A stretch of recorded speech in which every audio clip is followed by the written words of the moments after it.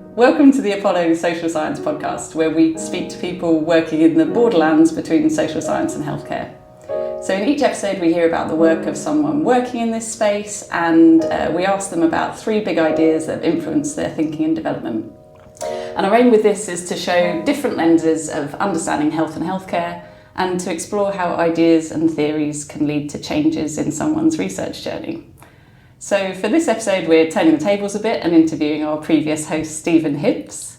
So welcome, Stephen. Thank you, Lucy. So to start us off, can you tell us a little bit about your background and what you're working on at the moment? Yeah, sure. So I'm a haematologist by background, so that means I'm a doctor who works with blood conditions. So that's both blood cancers and other sort of blood conditions. So in particular, condition that I'm interested in from a research perspective is sickle cell disease.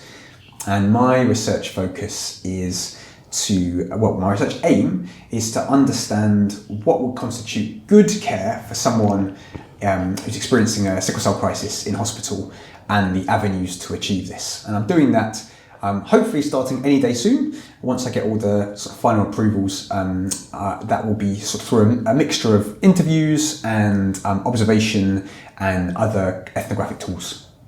Fantastic. So a nice range of qualitative methods. Brilliant. Okay, so I'd like to just ask you now about the first topic that you're bringing to the episode today. So you've brought The Wounded Storyteller by Arthur Frank. Would you like to tell us a little bit about why you've chosen this? Yeah. So I saw a little bit of background about where I was when this book came to me, and it came to me in a kind of cool way, actually. I was, I guess, as a junior doctor, kind of increasingly recognising how stories get lost in the business of medicine. And I remember particularly noticing this amongst older people, particularly people who had cognitive impairment, and how a lot of the sort of notes that people would write in the hospital histories they were taking when a patient came to hospital would be like, would say something like, can't give any history, dementia, likely infection, plan XYZ. And you just thought, is there a person in that? Is there anyone there? And I remember becoming determined that I would always start my hospital documentation with a story. So there was one man, for example, who now wasn't able to talk himself, but from his son I learned that he used to love birds, and one time there was a swan that was blocking the A12 and no traffic could get past it. It was just standing in the middle of the road. and this guy's dad was great with birds and just got called in and came and lifted up the swan. And there was another time where a crow who he was looking after, and he was showing to his son, he said, look at this crow that I've got, just suddenly hooked its beak onto his nose and wouldn't let go. And he was still talking about how lovely the crow was, even as blood was flowing. Anyway, so I just started my little medical documentation with these stories, because I thought, actually, when someone comes to hospital, the clerking notes, so the first note you write, tends to be the thing people go back to say, oh, what's going on? And I thought, I want to start with that. So that, the other stuff is actually a bit important, but if we lose sight of that, then we can't really do anything else right. So that was already kind of going on in my mind, and I was starting to realise that some of the things that I really found just like a bit empty or a bit dehumanized in medical practice were being spoken to for me by fictional literature, basically by stories, and helping me to be a better receiver of stories by immersing myself in really beautifully written stories. So if I could really see how rich a fairly normal looking life was in a fictional novel, then maybe I could be a better recipient of the stories that was in hospital.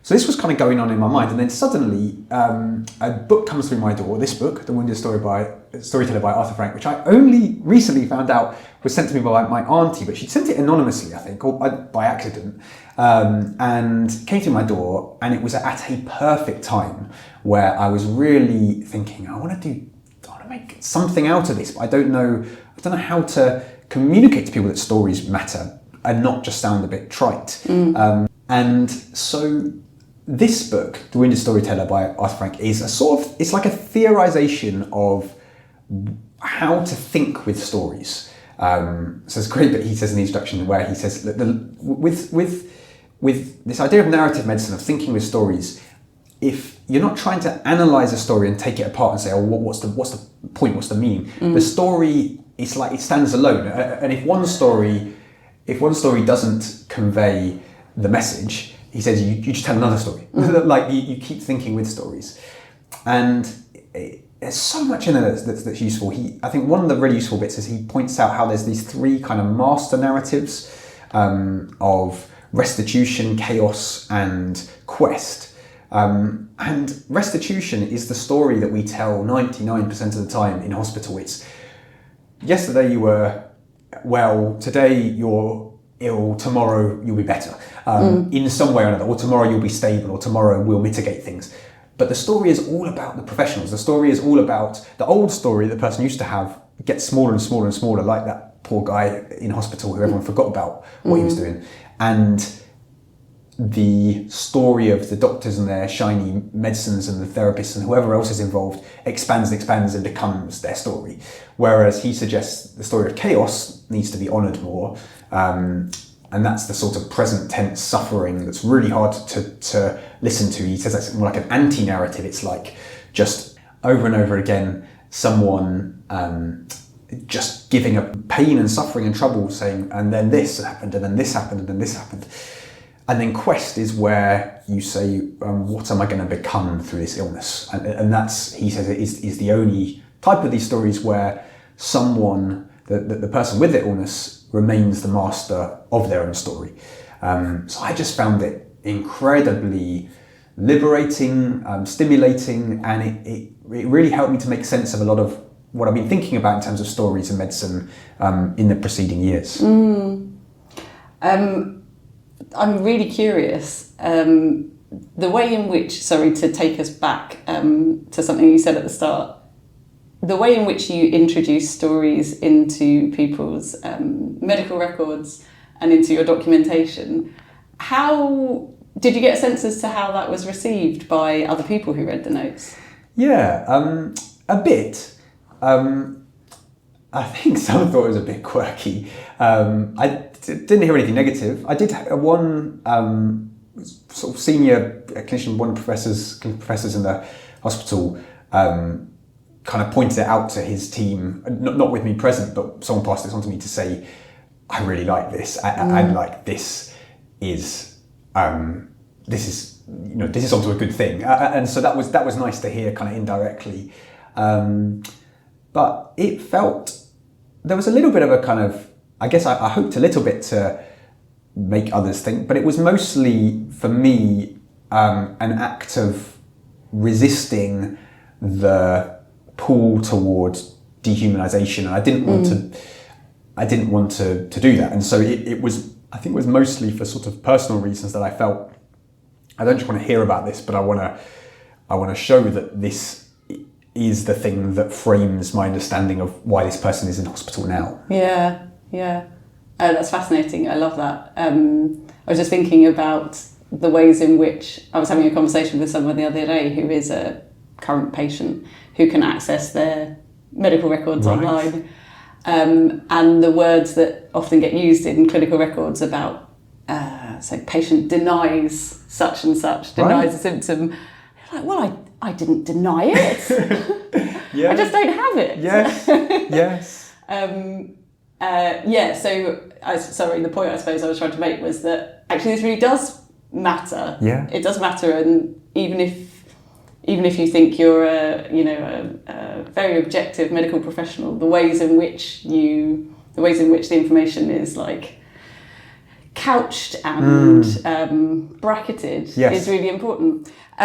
Sorry, that's taken us slightly off path, but I'm really curious. So, in the research work that you've done to date, not necessarily with participants, but in terms of, I guess, interacting with other researchers and navigating ethics and sponsorship and so on, have you found that storytelling has become part of that for you?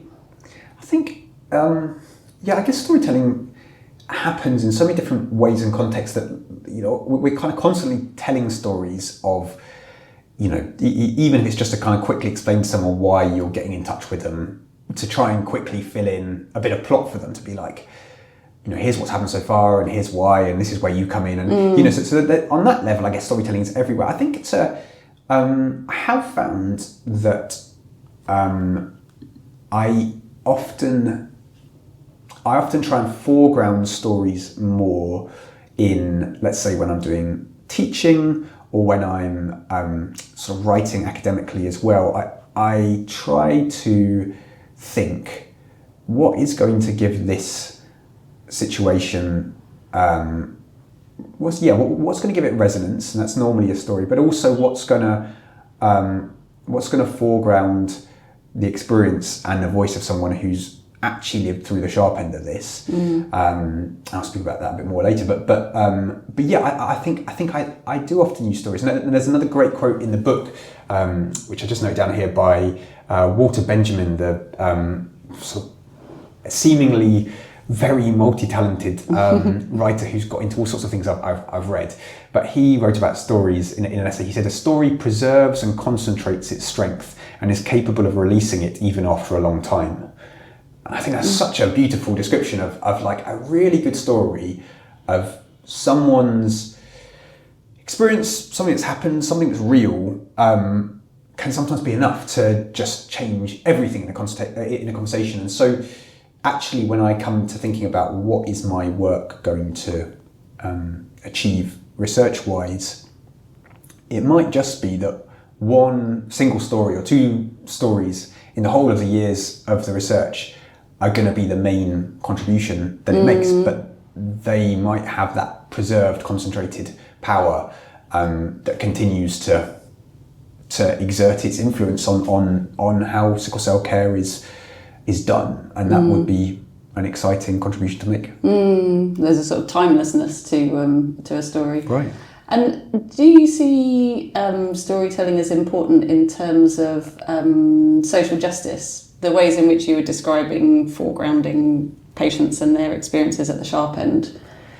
Yes, yeah, I think absolutely. It's you do need facts and figures, and sometimes a sort of single research statistic can be deeply powerful. I mean, one I think of here is the fact that in one study of sickle cell crisis care in the US, that people presenting with sickle cell crisis to an emergency department waited more than twice as long for their first dose of pain relief compared to someone presenting with suspected kidney stones, even though the former's pain scores were higher.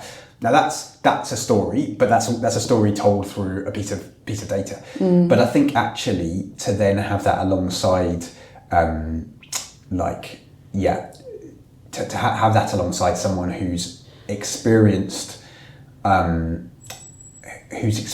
injustice and who is able then to speak out of that place to say, this is what it's like, and listen, can be immensely powerful. Again, in the sort of sickle cell context, a sort of collaborator who's helping with the work that I'm doing now, his sort of stage name as a rapper is A Star. He has sickle cell, and he opened a conference at the British Society of Haematology by performing a rap song he'd written, Hidden Pain, about what it's like to go through sickle cell crisis. And there was a moral authority to it, and something changed in that moment. It was the very first thing that happened in this whole conference, and to me it felt as though after that everything had to be said in the light of what he had said, that was quite powerful to me, rather than it immediately being about just the pharmaceutical gravy train and the look at our flashy science. There was something deep and real and morally authoritative that came through his storytelling in that way. So very powerful.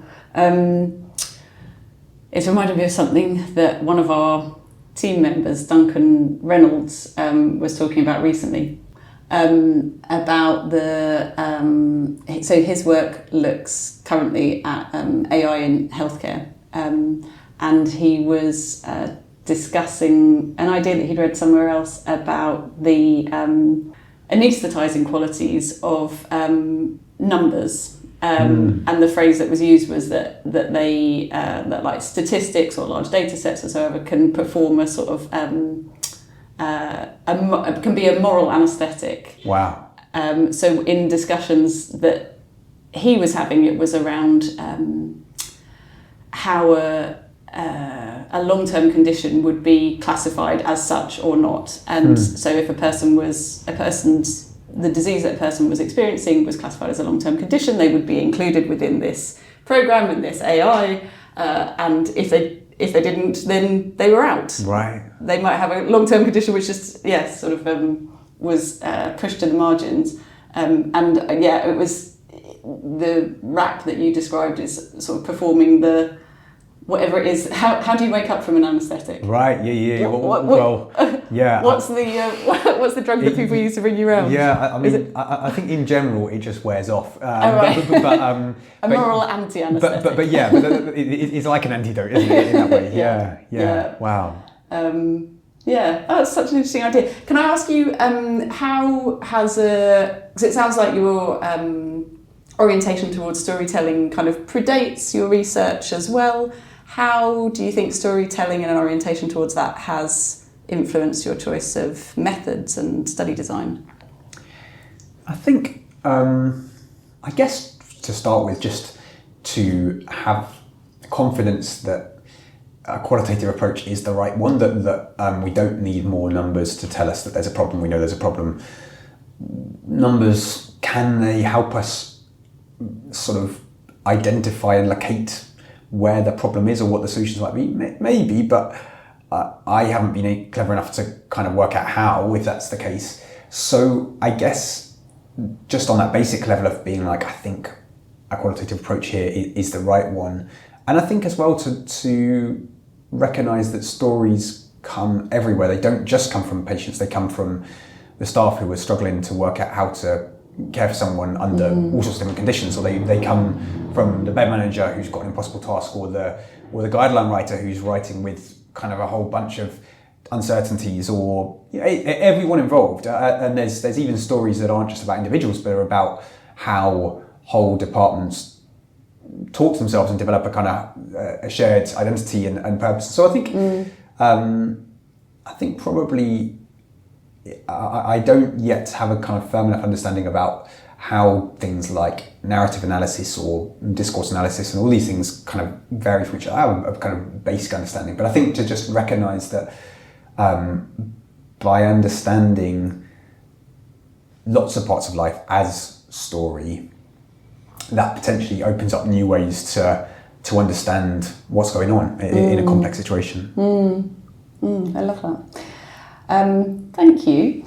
So the second text that you've brought that has had a major impact on your work is Righteous Dopefiend by Philippe Bourgois and Jeff Schonberg, which is a beautiful and very large-looking tome, thankfully with lots of pictures in. So, can you tell us a little bit about why you've brought this and how it's influenced your work? So, this book was a very specific recommendation. So when I first started my PhD last November, I said to two of my supervisors, Deborah and Sarah, can you recommend me an example of writing that you love in this field? Just so I can kind of get a sense of what it can look like. And they each did, and both of them pointed out some blindingly good things to read. But Sarah's choice, straight away, without missing a beat, she was like, Righteous Dopefiend by Philippe Bourgois and Jeff Schonberg. So I was like, all right, I'll go and read it. And it's an ethnography about about drug-using homeless people in the US, and it is beautiful. So it's I guess it's beautiful for lots of reasons. It's beautiful because of their attitude as researchers of living alongside people who don't often get to tell their story at all for, I think, something like 8 years. It was a very long project. It's beautiful because it involves a lot of photographs, so a lot of this is kind of using photographic ethnographic methods as well. And it's beautiful because probably 80% of the writing is descriptive and only 20% or so is analytical. And again, back to this thing about stories, I guess it's sort of coming back to that again. The thought that by going somewhere and carefully seeking to really listen carefully to the stories of the people who you're seeing, and then working out how to communicate those stories clearly and powerfully, that does most of the work that an ethnography can do. An ethnography is sort of the kind of the broad frame in which my research is fitting in, and I found that deeply inspiring. And just to give you kind of a sample of what comes up from here. So I haven't had much contact with people who are homeless and using injecting heroin, which is what this group is doing. But one of the things that I've always struggled to understand is about needle sharing, because I thought, well, there's free needles and it'd be so bad to get HIV or so bad to get Hep C or whatever. I just thought it's not kind of a judgment of being like, oh, why does that happen? It's just more like, why is that happening? Where does that come from? And I'll just read you a bit here that they're talking about the moral economy in this group of people who use heroin and who live together in this kind of homeless encampment. And I'll just read you a paragraph here. So this is following quite a long period where they're reporting their field notes, which are great, but are quite explicit, and I won't read those bits now, but just a bit underneath it says here, initially we thought that the homeless constantly pooled money and shared ancillary paraphernalia out of economic necessity when injecting heroin. They were generally unable to raise enough money to pay for a bag of heroin alone before beginning to feel withdrawal symptoms. When the price of bags dropped threefold, however, from $20 to $7 during the second year of our fieldwork, sharing did not decrease. We realised that cooperating to purchase bags is not simply a pragmatic, economic or logistical necessity, it is the basis for sociality and establishes the boundaries of networks that provide companionship and also facilitate material survival. The sense of community and mutual obligation among network members offers some insurance against dope sickness, which is the sort of withdrawal symptoms. When members of the Edgewater Boulevard scene began injecting alone too frequently and refused offers to pool money to buy heroin, they were accused of being selfish and risked becoming socially isolated.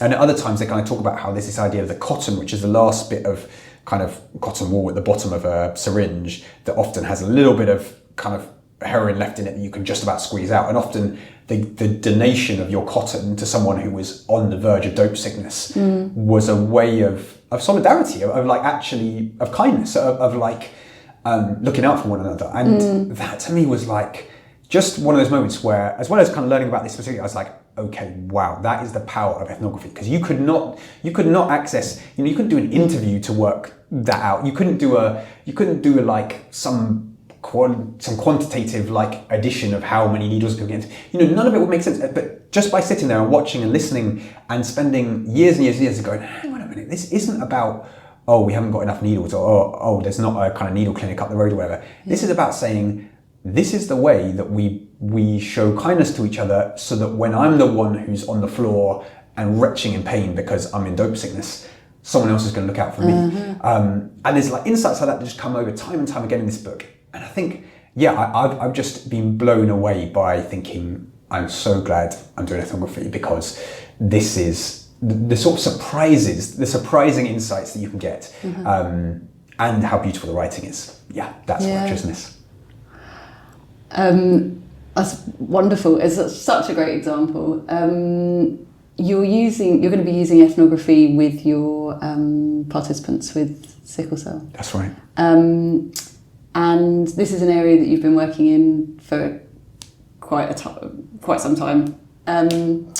And how have you what have you thought through about what you may or may not find surprising, so that insider, outsider perspective, given that you're already partially in this community, not as somebody with sickle cell, but as somebody who works very closely with people with sickle cell? Yes, good question. And I guess the sort of fear in my mind is, can I I think the word is denaturalize things enough to actually see them fresh? Don't know yet. I think I will, but I hope so. I think I have written down a few lists of things to be like, I really want to see how this happens. Of like, let me give a particular example actually. So a few years ago, another person who lives with sickle cell, who I've worked with on a few projects, who has taught me so much about what it is like to have sickle cell, and what some of the problems around hospital care are. Probably the most powerful way she taught me actually was that she was coming to speak at a conference session I was organising about her experiences, and then before she was able to speak, went into crisis in a hotel room, and I accompanied her while we rang the ambulance, waited for the ambulance, took the ambulance, went through A&E, went through the ward, and it was probably about 5 hours. And it was the most sort of perspective changing experience I've ever had, particularly in sickle cell, but probably generally. I guess in a sense, it was like a foretaste of ethnography actually. Like I didn't necessarily know that word at the time, and I definitely, all I was thinking was, she needs some pain relief right now, and this is horrible to watch. But it was a completely different perspective. And so I think, I'm not really answering your question that directly of like what's going to surprise me, but I guess just to say that those few hours, the amount they changed every part of my perspective from that time on makes me think, okay, I don't know if I'm going to have 5 hours like that again, but like that is just a utterly different perspective from what my doctor's eye view of being in a hospital and coming to see someone for 10 minutes and then going away to the next patient. It's so different, so different in so many ways. The perspective about time, about like how different statements that people make that sound straightforward but actually just feel utterly wrong. They just clatter because you just think, can you not see what's happened these last couple of hours? Or so many things that I think about that experience a lot. So I guess that was like my foretaste of ethnography, and I don't know, but I feel confident that there are going to be a lot more times like that in the coming years. Where you're not the problem solver or the person who has to take action, but you're the person sitting alongside and being with. Yes. Yeah. And then maybe that's one of the important things actually, because the inability to find some solace by doing a job was excruciating. Like, I mean, that's the wrong word to use because I was sitting next to someone who was actually extremely in pain, but like it was extremely difficult to know what to do with myself. Just I did a lot of pacing up and down because, and I think it also helped me have a bit more compassion for relatives and people coming in that situation, because when you're next to someone who's in desperate pain, seconds feel like minutes and minutes feels like hours and the rest of it. And whereas when you're a doctor, you've got stuff to do and you've got a whole list of jobs, and all of these things sort of dull you, numb you to what's going on there. Sounds like you're well set up for your ethnography. Thank you. Just before we move to your third topic, which is a bit of a broader one than a specific text, these are two beloved books of yours. Is there something that I've failed to ask that you would like to talk about? Oh, that's a very generous question. I like that.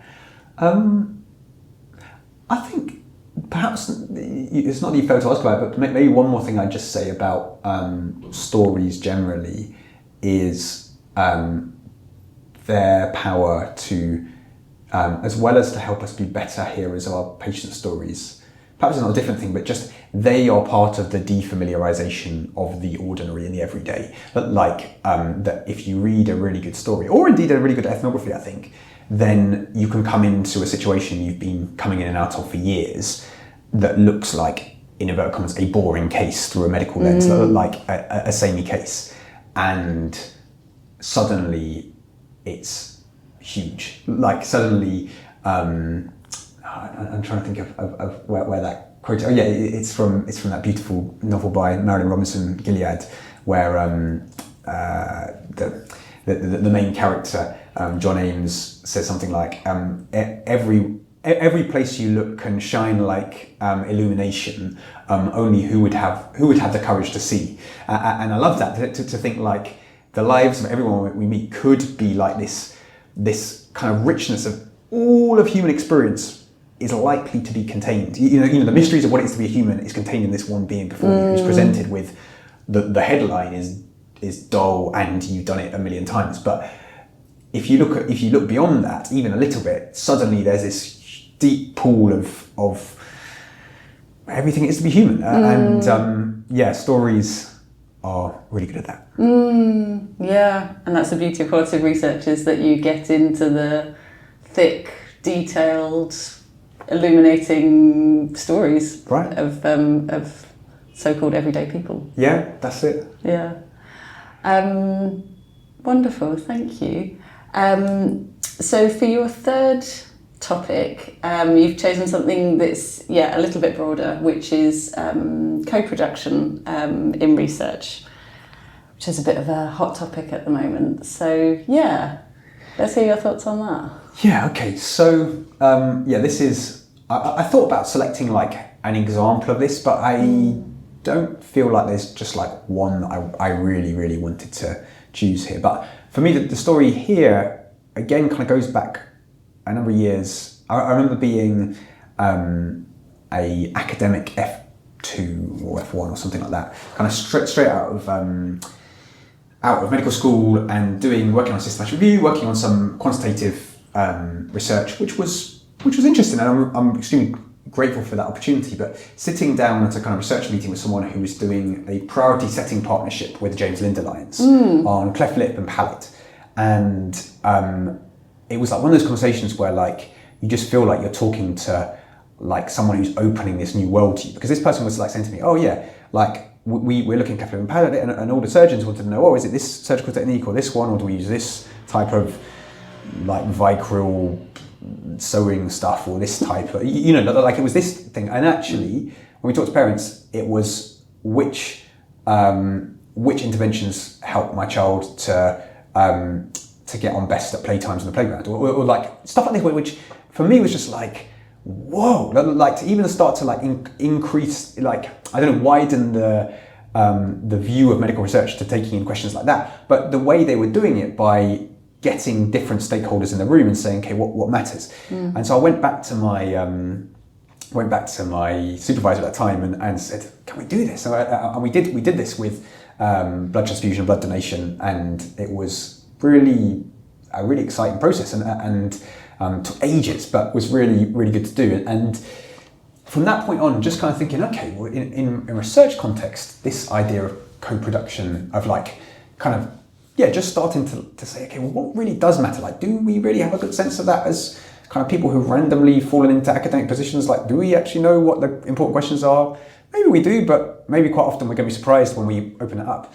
So that was kind of the first thing. And then the second thread in this, one of my best friends is a remarkable woman called Caitlin, who is now a priest, but was a community organizer at the time.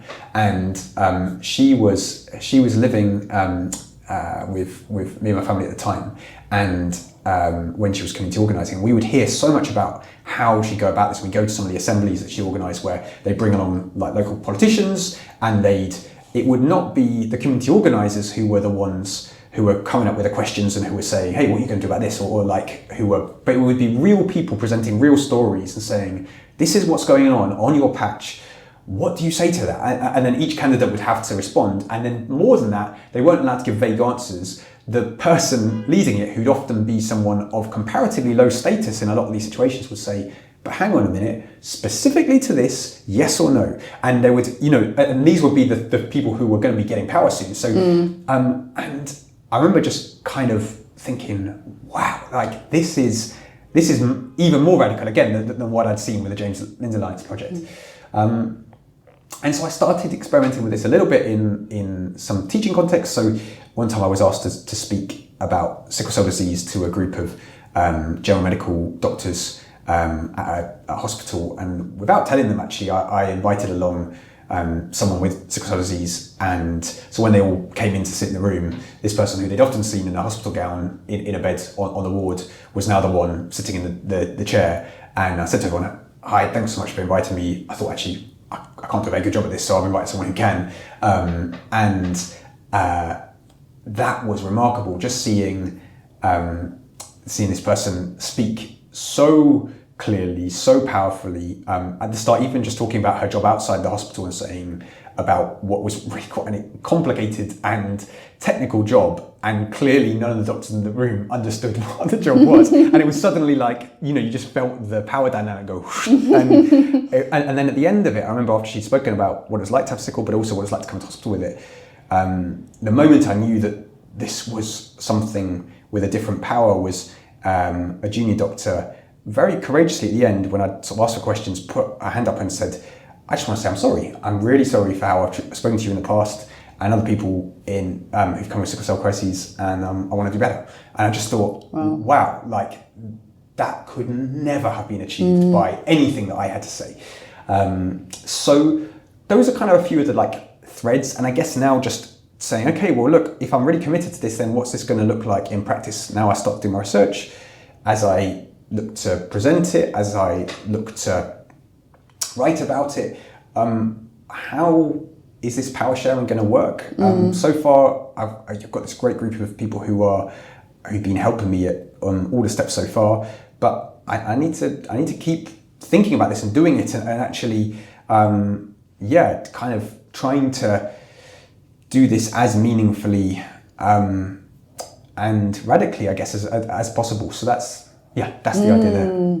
From what you've described so far, and all of the things that you've brought to your research, it sounds like you are very well aligned. Something about your work history and your interests and your positionality as a researcher make you very adept, perhaps, or have drawn you to co-production.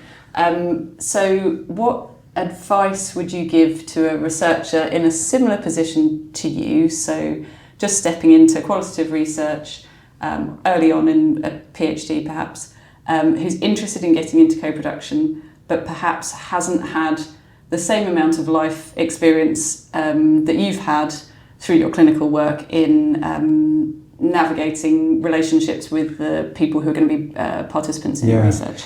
It's a really good question, and I think that that there is this definitely has been like a long journey for me. It's not, I think I would not felt as confident to immediately work with people in the way that I am. I mean, actually, just even more practically than that, like two of the people on my patient advisory group, people who I've worked with for years in other ways, and so there's like specific relationships as well as, I guess, maybe more confidence in co-production generally. I think the two pieces of advice I give would be like, start somewhere, and like it doesn't, even if to start with it's just like, if kind of opening up all of your research for scrutiny and to be on the table to others feels like too much, then maybe just starting off by choosing a part of it where you think, actually I could really do with some help in thinking this through, and I think you can quite quickly build up confidence from that. I think the other thing is just that it is about power sharing and justice and trying to push back against the traditional hierarchical power structures within research. But it's also about expertise and about saying, like, it would be ridiculous for me to try and take on this project as someone who has never known what it is to experience excruciating pain to the extent that someone with sickle cell has, who has never known what it is like to be looked down on because of the colour of my skin, has never known what it's like to be in a patient-doctor situation where you can feel the pressure of power coming in directly. Like, so many things where I don't have an insight. Like, so I could list off so many more. And just, there's just so many things that have come up where I've just thought, I did not even think about that. Like, I'll give you a really, really simple example. I did a video to explain to participants about what my research might involve. Shared it with my patient advisory group, and one just pointed out, you look really scruffy in that video. You look really scruffy, you don't look professional, and that, do again. Like, and I was so grateful, because in hindsight I did. I look back and I'm a kind of scruffy guy. I was kind of enjoying the whole thing about, like, oh yeah, now it's now I'm going to the university, I don't have to wear a shirt every day. And but actually had a really good point. Like to a lot of people, that me wearing a t-shirt and not really haven't thought about that was not a good look. And you don't necessarily need lived experience for that, but I kind of feel like none of my research supervisors were going to say that. No one else was going to pick up on that. But someone who was going to shoot from the hip and be like, nope, don't do that. Yeah. Like, that's amazing. And so I guess my other piece of advice to someone is to be like, you really need it. Like I don't think, unless you're in a really specific topic where it's not about lived experience at all, or where the lived experience exactly overlaps with your own, and even then you've got one experience. But like in almost every situation, like you're gonna run into so many more problems if you don't, or just maybe not put it that way. Positively, you're going to miss so many opportunities if you don't do this, and your research will be so much better if you do. So I think there's a sort of moral imperative, but I think there's also a really pragmatic quality of research drive here as well. It will make your research better. That's right. Yeah. Thank you. I think that's really valuable advice. Can I ask you a question now, kind of more broadly, so not specific to the topics that you've brought, but you've obviously got a lot of ideas and you're drawing on a lot of sources. And one conversation that I've had with other researchers moving into qualitative research and social science has been, well, there's such an overwhelming amount of different types of methodological avenues I could go down, or a number of different theories. I feel overwhelmed with all of this. And a provocative question that I saw that I read the other day was, what if you could only subtract to solve a problem? So faced with the problem of perhaps too many methods, too many theories, too many interesting routes to pursue, how have you decided what to subtract from your research so far? The reason for the sigh is that I've got a feeling that the answer is very ineffectively, and that at some point in the next couple of years, it's going to dawn on me that a lot more subtraction needs to happen. But let's stay positive and say what I have subtracted. So I think, first of all, the thought that I'm going to have this systematic understanding of everything that's been done so far. Like, I meet a lot of PhD students who are doing a systematic review in their first year. I don't want to do that, and I don't think it's going to. I think the review I've done, I've read a lot, but I haven't read everything. And if I was to try and read everything, I couldn't do what I want to do because it would take up so much of my time. So on that level, just kind of being reading enough, but not aiming for, not pretending that there's been kind of completely comprehensive thing. I'm not even going to try and publish a kind of, here's my systematic review or whatever. It's just, that's already something that I've kind of said, no, that's not a priority. There's certainly been other things where I've thought, it wouldn't be really interesting to look in at all the textbooks to see how sickle cell crises are taught about in those. And I've had helpful little voices from different people saying, that sounds like a good project for someone else to do. And so I think trying to take that sort of advice on board. And then what else? I guess just kind of already coming to peace with the fact that my research aim is to understand what constitutes good sickle cell care and the avenues to achieve this. But it doesn't involve following those avenues through yet. It doesn't involve making the changes yet. But actually I can focus on doing a really deep dive and taking my time to do that. Even just having that is really helpful, because I think when I initially started writing, my enthusiasm was to find something and then do something and then, and actually just be no, this is a really big question and I'm going to try and get it really comprehensively. That's enough to focus on. I would say there's probably some more subtraction that needs to come, but those would be some of the initial ways I'd frame that. Fantastic. If there were, not to be too reductionist about this, but if there were one overarching or takeaway message that you would like listeners to go home with as a result of what you've said today, is there one thing that you could pin down? Maybe just that I didn't plan to be doing any of this when I left medical school, and I thought at various points I would be a clinical trialist, or I'd be a medical missionary, or I'd be a clinician who just did pure clinical work, or different things.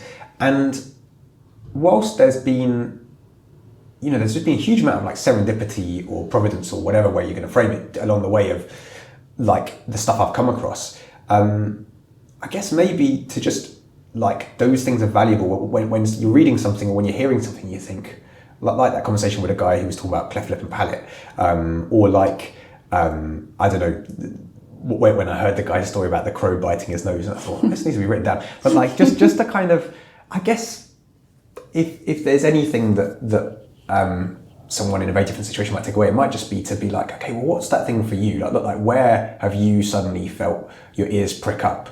And it's not been like a natural research project or like, okay, what am I going to do next? Like it took, it's taken me more than 10 years from finishing medical school to land on a research question and to do something like this. But like, I wouldn't have got there if I hadn't followed all of these kind of slightly twisty paths that didn't necessarily look like they were going anywhere, and some of them probably haven't. Like, but yeah, so maybe just follow those little sort of curiosities and moments where you think, okay, someone's onto something here. Like let me go and have a look at that and see if it might just change a tiny bit in your practice tomorrow, and maybe that will go somewhere. Yeah, following your curiosity. That's fantastic advice. Thank you. Wonderful. I'm just going to ask you one more time, now we've talked also about co-production, if there is anything that I have failed to ask you that you'd really like to talk about. Nope. It's been great. Wonderful. So thank you very much, Stephen, for a fascinating and curiosity-inducing conversation.